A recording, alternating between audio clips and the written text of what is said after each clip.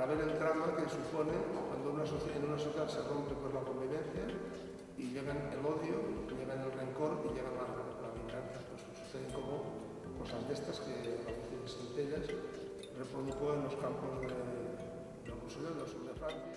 Con la situación de cientos de miles de compatriotas que después del alzamiento tuvieron que emigrar, tuvieron que exiliarse, llamadlo como queráis, y pasar estas pedosas condiciones que detallan estas fotografías del autor, que a pesar de que hay muchas que son muy duras, muy tristes, en otras se percibe cierto atisbo de suerte. Y esa es la lectura que queremos dar a la exposición.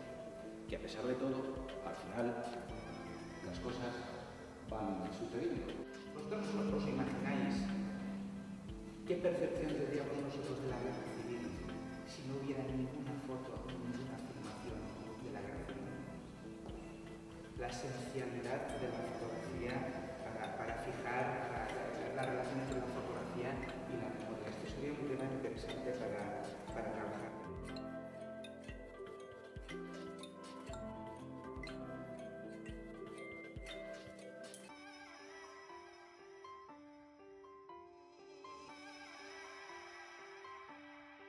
Es va mal fer la documentació de l'arxiu de Centelles.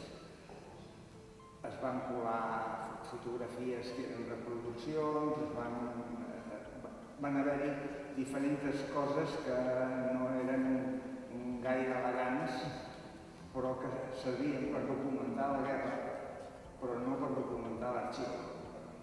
Si m'explico prou bé. A partir d'aquí, ell va tornar a reviure-ho tot, i quan agafava tot l'arxiu i veies tota aquesta sèrie de coses, és quan li penjaven les llàgrimes i deien no em mereixo.